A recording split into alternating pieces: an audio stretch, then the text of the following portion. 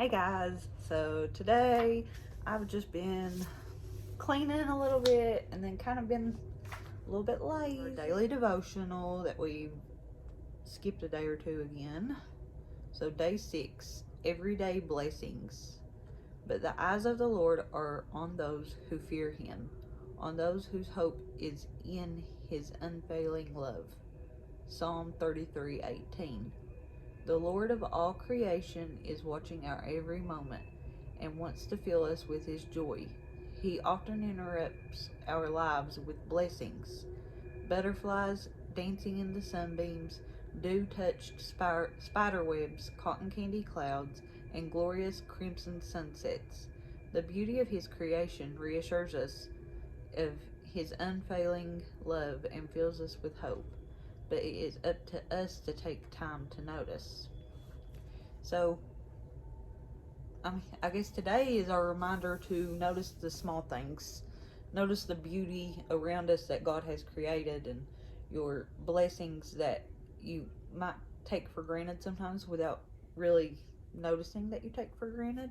Like roof over your head, food in your tummies, air in your lungs. I mean, it's a blessing to wake up every day. And every day that we wake up, we need to be living for God and trying to be who he made us to be. Even though our flesh may fail at times, we still got to strive for that goal. So it's just like these boys playing basketball. I mean, they're striving to this goal. They're trying to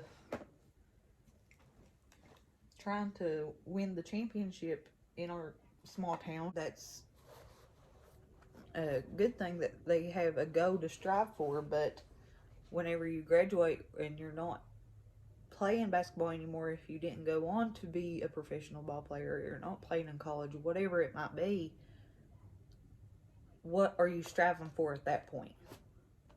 Like, tell me something that you strive for. I mean, it might not be the same thing I strive for, which is I try to strive to be who God wants me to be. That's my main goal, other than being a good mom and wife. So comment below and tell me some of your things that you strive for. So, but now that we've done our daily devotional, Mama always took me to church growing up. My mom took me too, but she worked a lot. So my mama took me. And it's weird because the church she went to is like literally, I think there's a house, a restaurant, and then my church that I go to now. So I'm like in spitting distance of the church I grew up in. And it's weird because it's like 20 minutes away. It's not exactly in the town I live in. But Mama took me. Me and her was really close. And she passed away July 2011. I graduated in May of 2011. She passed away July 18th, 2011. After she passed away, I was in a very dark place. I didn't, I was not in church. I did not want to even think about church. Nothing like that, because I was really upset that she passed away. And I know that it's not God's fault. I don't know what I was thinking. I was young. I was 18. Or no, I was 17. I didn't turn 18 until September. And I was partying, and me and my husband were together. We went together in May when I graduated, and then when he graduated too. We graduated from different schools. But, we went together we didn't get together until June of that year. So, but he was with me when my mama passed away. And when my mama got sick, well, after my papa died, my mom and her brother didn't want my mama living alone. and because Mama wouldn't move out of their house, because that was the house that they started out in, and the house that she raised my mom and my uncle in. And it was just, you know, you can't buy memories. And she loved that house. I loved that house. It was harder for me to go back there, and like especially every day. So when I didn't, I stayed with Justin a lot, which is my husband now. And I did get pregnant. I didn't find it out. Me and Justin got found out at the end of September that I was pregnant. And I wouldn't change it for the world. But I had, my sister-in-law has always, well, for as long as I've been around, I call her my sister-in-law just now, but really she's my sister. But she has been going to our church for years. So she actually is who introduced me to going to church there. And I was planning to go to church that Sunday with her, the Sunday after I found out I was pregnant. But I didn't know I was pregnant yet. So I had told her, I'll go to church with you next week. I'll go to church with you next week. Well, I found out sometime throughout that week, I think it was actually Friday, that I was pregnant. And me and Justin was not married. And so I had changed my mind, but I hadn't told her. And she actually came to wake me up that morning because I was there. I stayed all night at his parents' house. And she actually woke me up that morning and was like, let's go, get ready, we gotta go to church. And I said, I'm not going down there. I'm pregnant and not married. I cannot go down there. And she says she don't remember saying this, but I can remember it plain as day. Like, it's almost like a recording in my head. She said, God knew that this was going to happen way before you did. He still loves you. It's okay. You know, like, she was not judgmental. Actually, she was there through all of it. And I mean, she went to doctor's appointments with me. She she was in the room with me when I had Hunter. Her and my mom and Justin, but my mom got sick and had to sit down, and Justin was hiding underneath the sheet over there in the corner somewhere. So she was a one-man show. I mean, she was doing it all. She was a beast. Anyway, she um she was really, really supportive through all that, because it was hard for me. You know, it was kind of like tug of war. It was like, you can't go to church and be a Christian and be pregnant out of wedlock, and then over here it's like God saying, come to me. I mean, you can still come to me even though you have sinned. That's why I sent my son to die for your sins. Like, just come to me and I'll clean you up. Like, you don't have to clean yourself up. Let me help you. So I didn't until February of 2013. Hunter was born May of 2012, and I gave my life to God February of 2013. And that was the best thing I ever done. Me and Justin was engaged. I wanted to wait until we had a house and stuff, because we were still living with his mom. But I came home after I got saved that night. It was on a Wednesday night, and I told him I had gave my life to God, and he said, "Well, we need to plan a wedding date." So even though at this time Justin was not in church, like he knew how important it was to me, and he grew up in church too, so he knew, it wasn't right for us to be living the way we were living. So we planned. Oh, I literally had nothing planned at all, but we planned a wedding. That was February of 2013, and we got married in April of 2013. So we planned a wedding in like a month, and um, we borrowed a lot of stuff. My only thing was I knew what dress I wanted. I had already seen it online. I knew I wanted it. I went and that was the only dress I tried on, and I got it. And I knew that I wanted to get married in my mama's church that I grew up in. Um, and so we did. And we didn't have a big old reception. We just had a dinner after we got married downstairs of the church.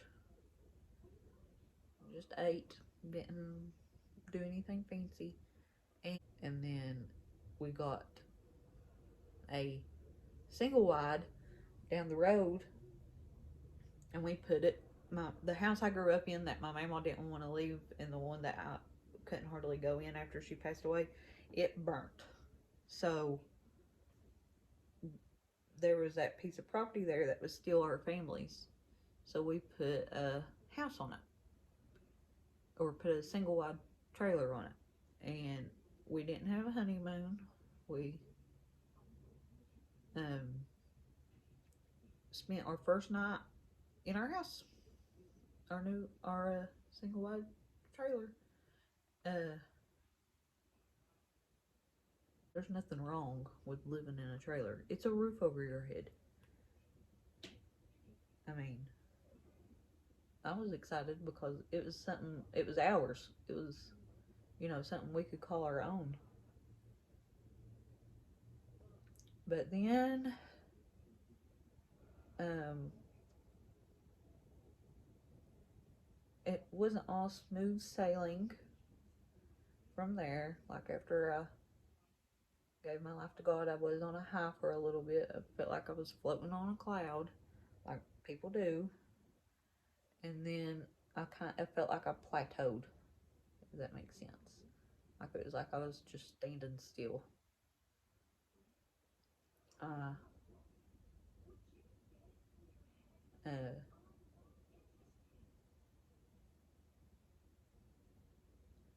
done things I don't want to talk about on here because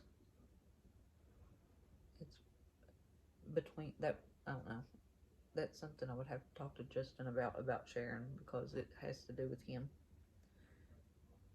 And I don't want to share anything that would make him uncomfortable. But after things happened, it took us a long time. It was almost like we were roommates instead of husband and wife for a long time. And it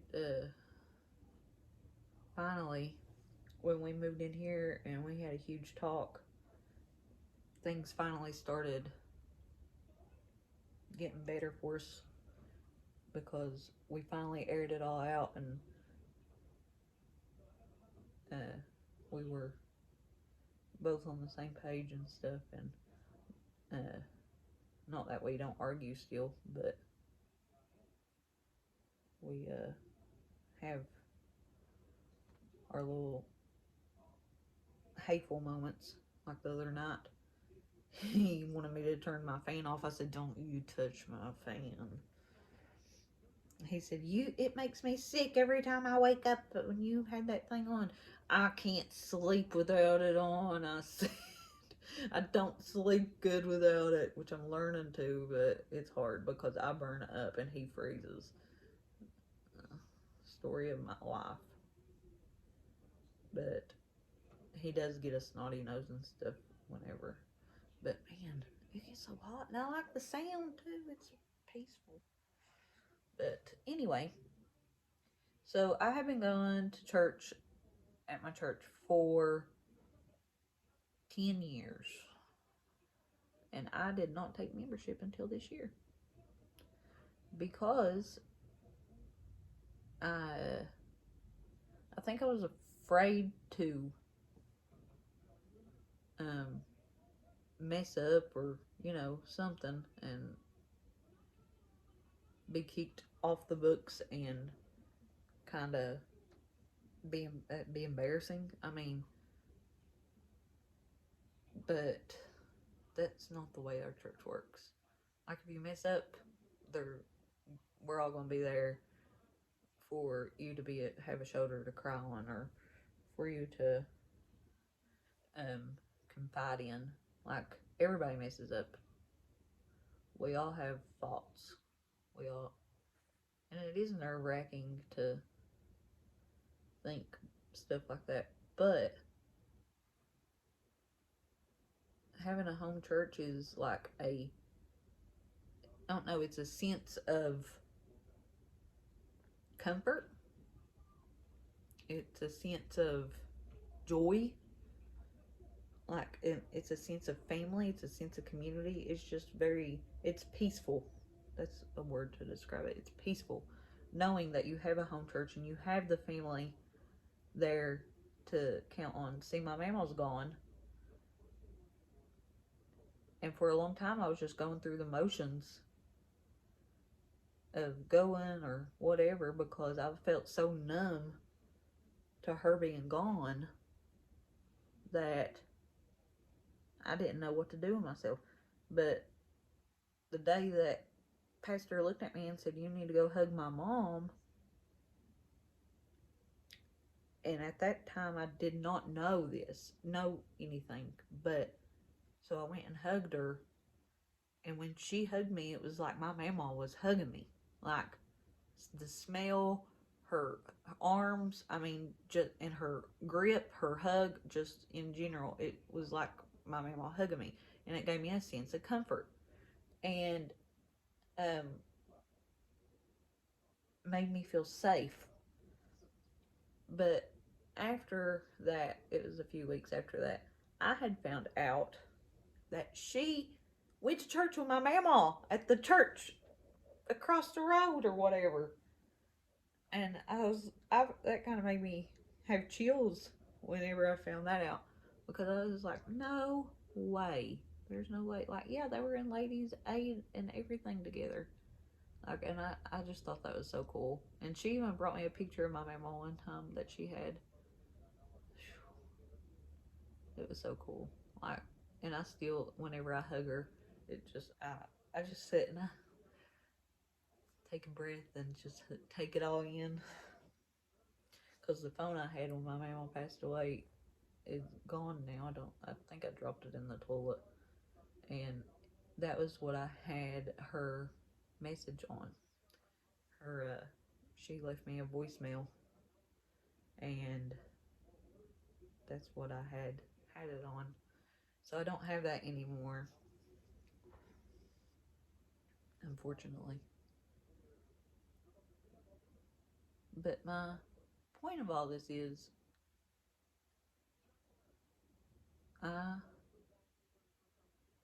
anything that you've done, I've probably done it. I've been out on the ridge and been partying and doing things I shouldn't be doing, drinking and all that. I've been having premarital relations. I've been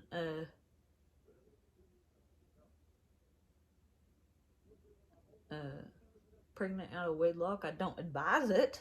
I mean, do as I say, not as I do, but I know what is going through your head, especially if you're a young girl or whatever. But, like,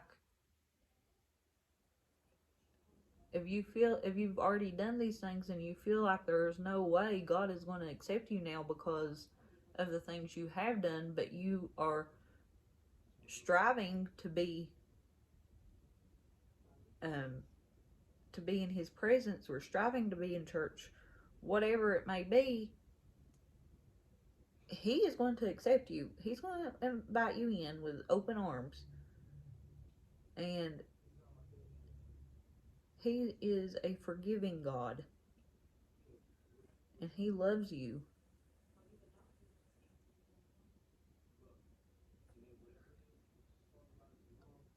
I just hope that whoever that was for, that little message I just had, I hope whoever that was for gets to watch this, because you are loved, you are worthy, you are fabulous, you are amazing. We all are, because we're all created by God, whether you want to admit it or not. It is what it is. And don't come trolling and commenting like God's not real or anything like this, because you're entitled to your beliefs, and that's fine if that's what you believe, but that's not what I believe. And if you're allowed to voice your opinion on your beliefs, then I'm allowed to voice mine. I'm not pushing it down anybody's throat. I'm going to make it clear in the caption of what this video is about. And if you choose to click on it, then good. You chose to click on it. You don't have to stay and watch it if you don't want to. But if this offends you, or if it bothers you, maybe it was for you. I mean, anything. God uses things to get your attention, to be able to talk to you. Especially if you're not willing to listen to him. He's going to try to grab your attention in every way.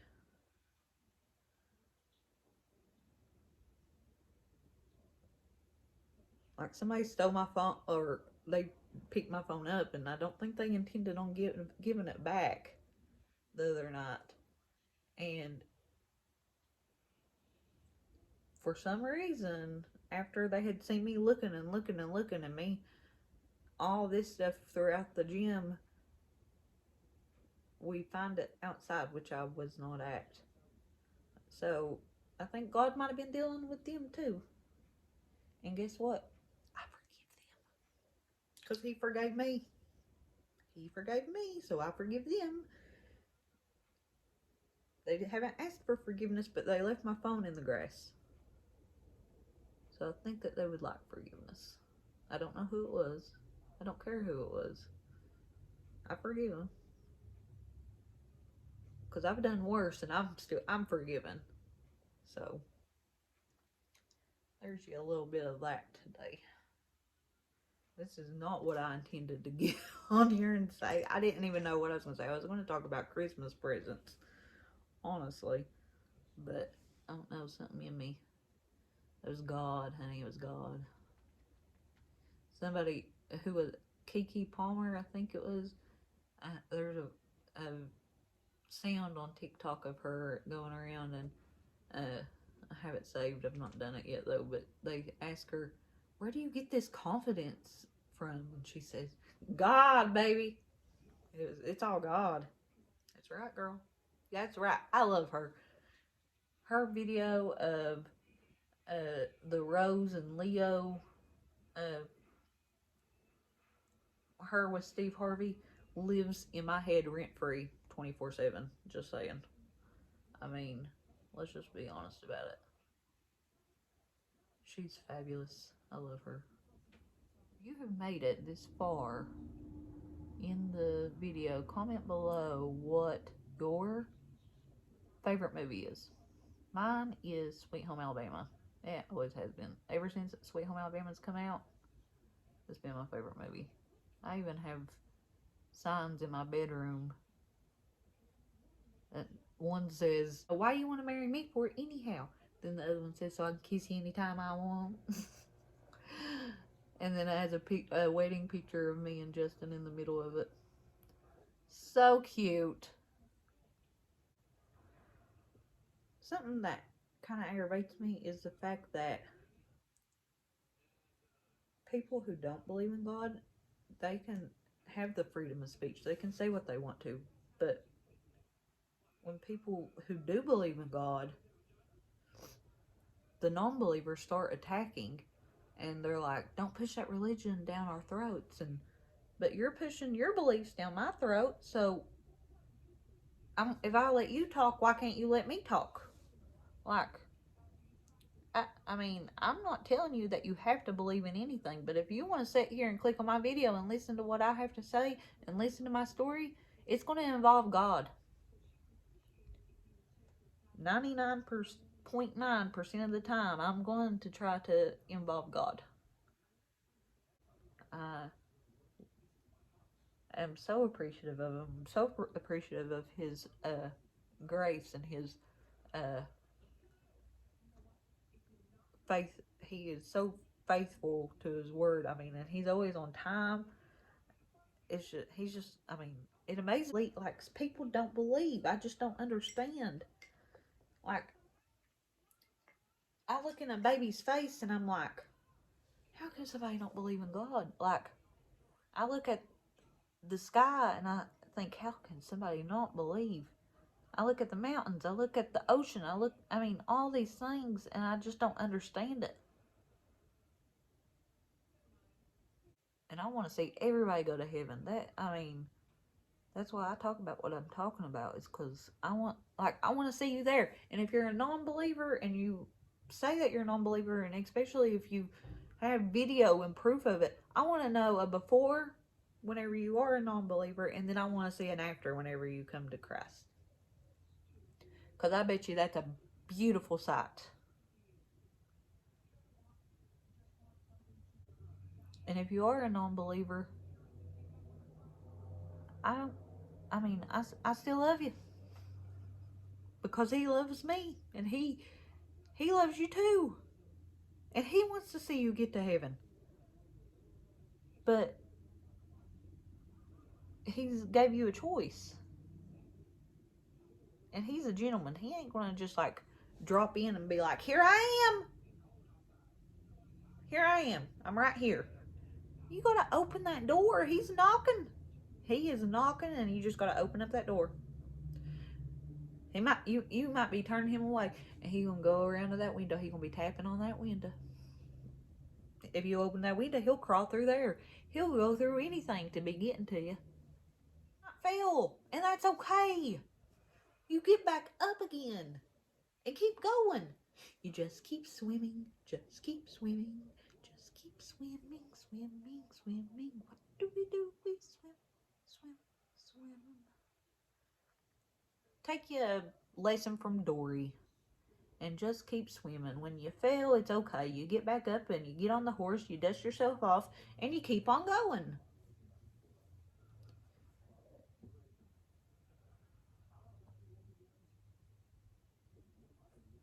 When you didn't make that 3-point basket the first time, did you quit? When you didn't make a hole-in-one the first time, did you quit? When you couldn't make that pass in football, did you quit? When you failed a test, did you quit? No, you didn't quit. You kept on going until you made that basket, until you made that hole-in-one, until you made that pass, until you passed the test. I mean, I don't care to say stuff like this to the camera. I'm not a good public speaker, but to the camera, I can say it all day long, because everything I'm saying to you all, I'm looking at myself and saying it too. Because I can see myself in my camera. Because I film on my phone. I'm talking to me too. I hope I haven't scared y'all off. Let me know if you like this type of video. Maybe I can make it, do it once a week. Talk about stuff like this to them, because I feel like I've been there. Like I've experienced a lot of things. I've experienced loss. I've experienced depression. I've experienced anxiety. I've experienced not feeling loved, not feeling good enough, not, you know, a lot of things. I've experienced having, feeling like I have the weight of the world on me.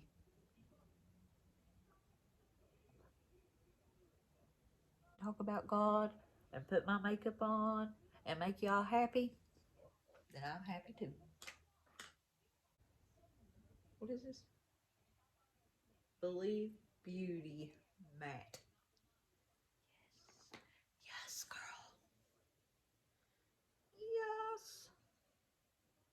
My favorite thing ever. Like, it just makes my face look like amazing.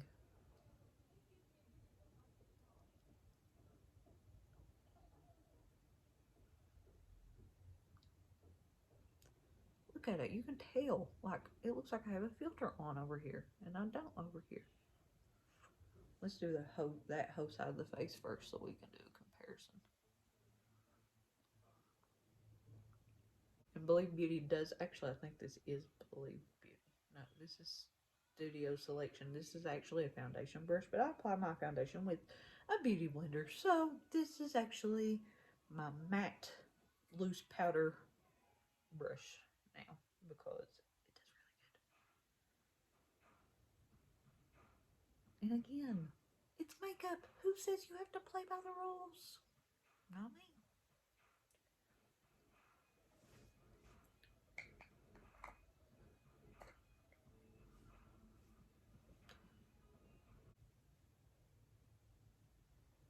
Okay, I'm gonna go get my hair together,